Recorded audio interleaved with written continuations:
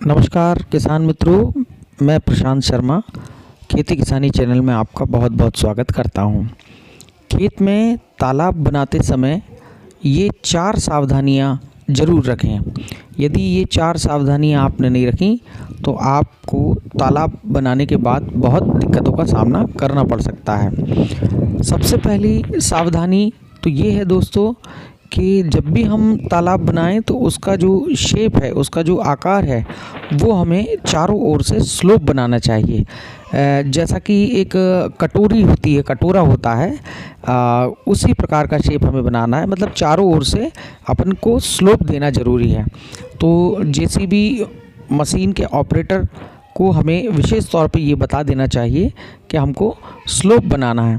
आप देख रहे हैं जिस तरीके से ये हमारा तालाब आपको दिख रहा है और इसमें चारों ओर से आपको ये स्लोप दिखाई दे रहा है। ये स्लोप का बनना बहुत ज़रूरी है, क्योंकि इस स्लोप अगर हम ये स्लोप नहीं बना पाते हैं तो हमारे जो तालाब में पानी सही तरीके से स्टोरेज नहीं हो पाता है।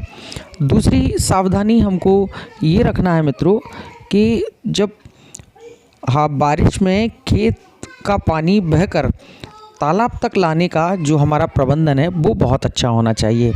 उस प्रबंधन के अंतर्गत सबसे पहले हमको ये देख लेना चाहिए कि हमारे खेत से पानी किस तरफ से आता है और किस तरफ जाता है। तो पानी जिस तरफ से आता है और जिस तरफ जाता है, उस ओर जिस तरफ जाता है उस ओर हमको मेड़े बना लेना चाहिए। आप देख रहे हैं इस तरीके की जो मेड़े हैं जो तालाब के चारों ओर हमने बना रखी हैं। जो मिट्टी हमारी तालाब बनाते समय निकलती है, उसी मिट्टी से तालाब के चारों ओर हमको मेड़ बना लेनी चाहिए। साथ ही खेत में जिस तरफ पानी जाता है बह करके, उस तरफ भी आप देख रहे हैं कि हमने यहाँ पर भी ये जो मेड़े हैं वो बना रखी हैं। लगभग 3-3 फीट की ये जो मेड़े हैं वो हमको बना लेनी चाहिए, जिससे पानी बह करके मुड़ जाता है और मुड़ करके इस रास्ते से, ये जो रास्ता आप देख रहे हैं, इस रास्ते से तालाब में पानी पूरा भर जाता है। कम बारिश होने पर भी हमारा तालाब पूरा भर जाएगा। तो किसान मित्रों, आप इन सब बातों का विशेष ध्यान रखें। ये 2 सावधानियां विशेष तौर पे आपको ध्यान रखना है। तीसरी जो हमारी सावधानी है, वो सावधानी का भी हमें विशेष ध्यान इसलिए रखना चाहिए क्योंकि तालाब बनने के बाद इसका कटाव बहुत होता है।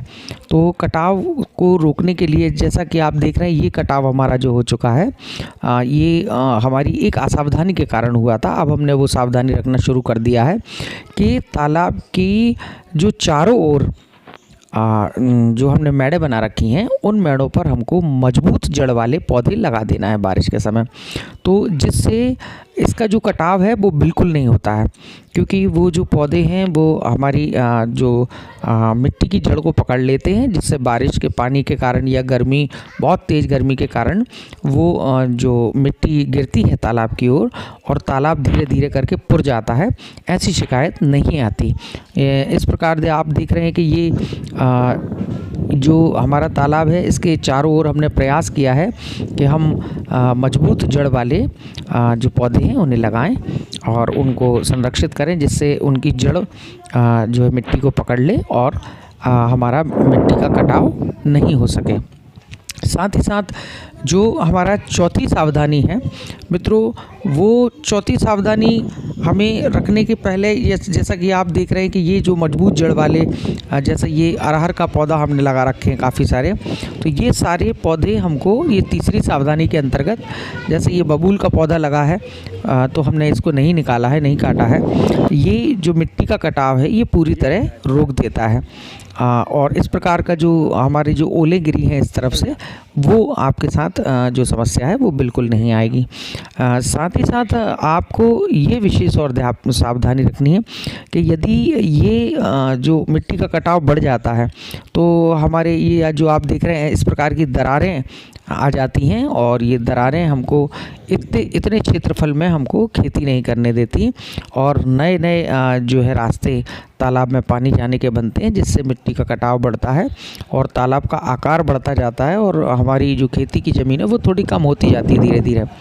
अब जो चौथी जो सावधानी है उसका विशेष ध्यान ये रखना है कि जिस समय हम तालाब बनाते हैं उस समय जेसीबी और डंपर का जहाँ से आवागमन होता है, जिस रास्ते से, उस रास्ते को हमें मिटाना नहीं चाहिए। वहाँ से हमें मेड़ नहीं बनाना है, उतनी मेड़ हमको छोड़ देना है, क्योंकि हमको सिंचाई के साधनों को वहाँ पर कनेक्ट करने के लिए, पाइपलाइन को बिछाने के लिए ऊपर से नीचे तक सिंचाई के साधनों को हमको नीचे पहुंचाना रहता है, नीचे से ऊपर फिर करना पड़ता है। इस कारण से आपको ये रास्ता बिल्कुल वैसा का वैसा रखना है जैसा आपका जो डंपर और जेसीबी आते जाते रहे, क्योंकि भविष्य में भी हमको कभी और गहरीकरण कराना पड़ा या फिर और हमें जो तालाब का मेंटेनेंस है वो करना पड़ा तो वो आसान रहता है।